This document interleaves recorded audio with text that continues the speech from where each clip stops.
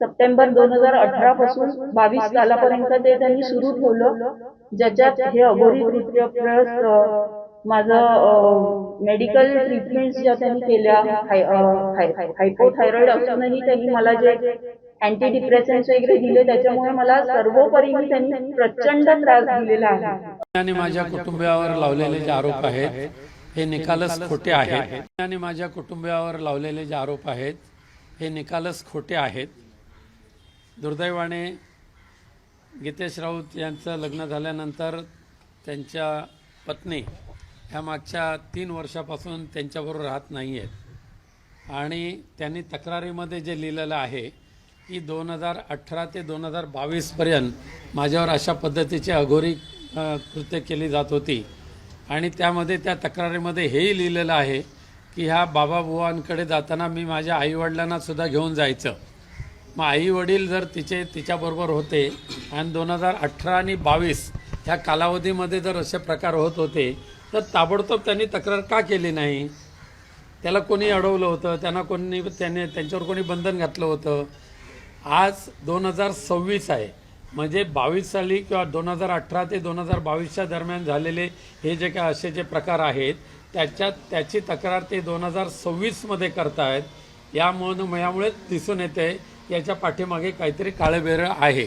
आणि हे सगळे गैरप्रकार होत असताना त्याने स्वतः तक्रारीमध्ये लिहिलेलं आहे की त्या प्रत्येक वेळेला माझे आई वडील माझ्याबरोबर असायचे आणि मग आईवडिलांच्याच संरक्षणामध्ये असणारी गिरिजा तिला त्याच वेळेला ह्या अघोरी प्रकाराच्या विरुद्ध आवाज उठवण्याची संधी होती किंवा तक्रार करण्याची संधी होती, परंतु त्यांनी 26पर्यंत हे का दाबून ठेवलं हा विषय आहे.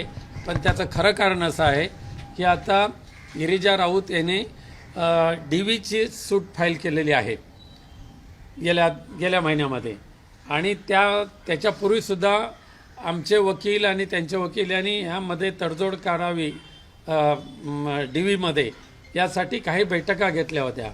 पहिल्या बैठकीमध्ये तिने 5 करोड रुपये मागितले आणि 3 रूमचा घर मागितलं, 3 रूम किचन फ्लॅट, त्याचबरोबर ॲटोमॅटिक गाडी मागितली आणि तो फ्लॅटसुद्धा विथ टेरेस फ्लॅट असायला पाहिजे अशा पद्धतीची मागणी केली.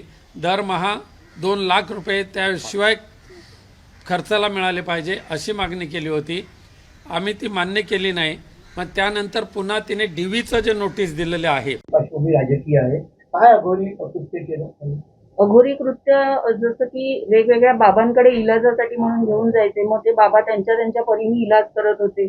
कोण जिवंत कोंबडा अंगावरून उतरवत होता, कोण कणकेच्या भावल्या, तांब्याची तार, मासाचे तुकडे घेतलेले, माझ्या अंगावरचे न धुतलेले वापरलेले कपडे घेऊन डोक्यावरचे केस ओढून अशा सगळ्या गोष्टी वापरून उतारे करत होते.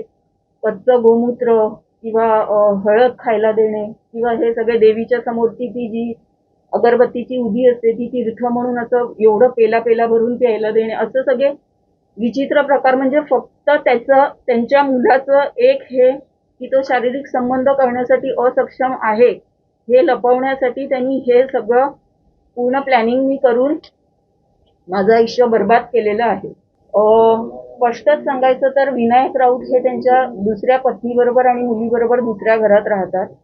आम्ही ह्या घरी राहतो जे झोपडपट्टीत आहे आणि आम्हाला लग्नाच्या बोलणींपासून आम्हाला कधीही सांगण्यात आलं नव्हतं की दुसरं घर हे झोपडपट्टीत आहे.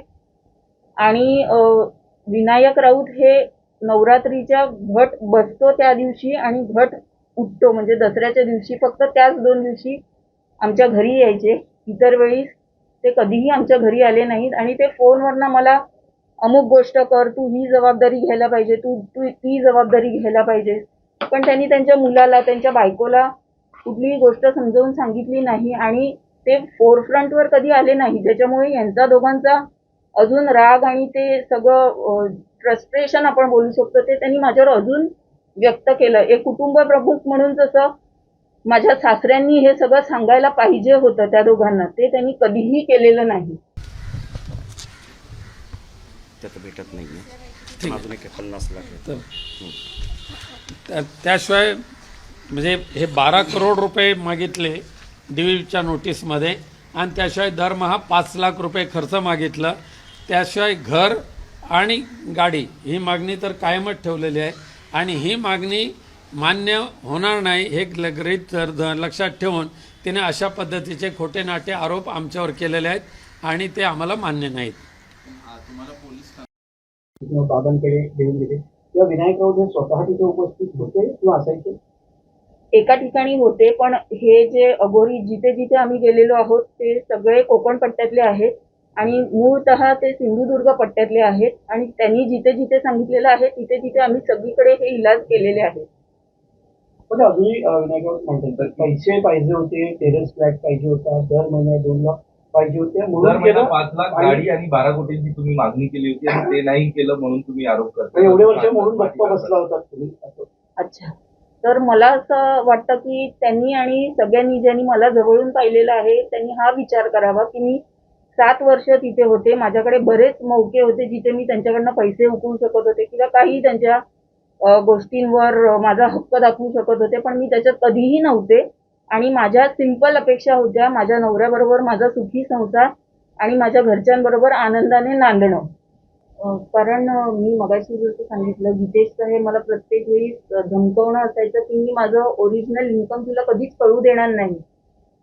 दिस says a lot about it. आणि HDFCच्या ह्याच्यातले सगळे व्यवहार तो करत होता त्याच्या अदर बिझनेस ह्याच्यामध्ये किंवा त्याचे कुठे जिथे त्याला पेमेंट्स करायचे असेल आणि मला त्यांनी कधी इन्व्हॉल्व केलं नाही आणि आय नेव्हर टूक interest in that. But he शक्यता मी नाकारूही शकत नाही की तुम्ही जे बोललात ते असूही शकतं because I never went into detail for all that. हा, कॅशचे पण जसं कॅश प्रत्येक महिन्याला CA कडून घरी यायची आणि मग त्याच्यात पण टॉर्चरिंग असं केलं की घरी मनी काउंटिंग मशीन असून मला लिटरली 17-18 लाख हाताने मोजायला लावलेले आहे.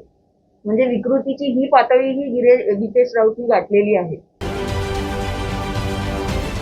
महाराष्ट्रातील सर्व बातम्यांचे विश्वासार्ह व्यासपीठ सकाळच्या सर्व सोशल मीडिया प्लॅटफॉर्मला लाईक, फॉलो आणि सबस्क्राईब करा. तसंच सर्व नोटिफिकेशनसाठी बेल आयकॉन प्रेस करायला विसरू नका.